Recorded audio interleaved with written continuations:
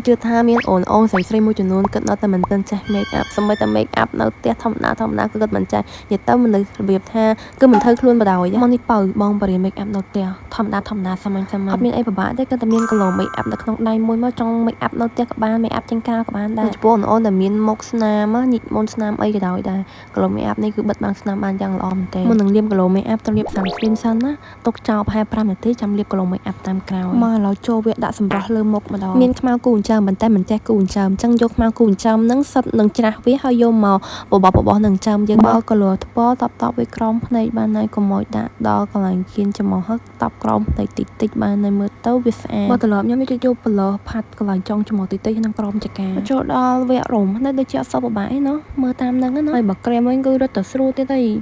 អូនបើថាមិន make up ទេណាអ្នកណាគេមកស្រឡាញ់យើងបើយើងអត់ស្រឡាញ់ខ្លួនឯងបើចង់ឲ្យមុខយើងកាន់តែលេចធ្លោខ្ទង់ច្រមុះហ្នឹងមិនអីវិញឆ្ងាយទេខ្មៅគូអញ្ចឹងហ្នឹងដាក់មកមិនដែរប៉ុណ្្នឹងទទួលយកបានពីមុខអត់ជីវជាតិមកមុខមានជីវជាតិវិញអញ្ចឹងណា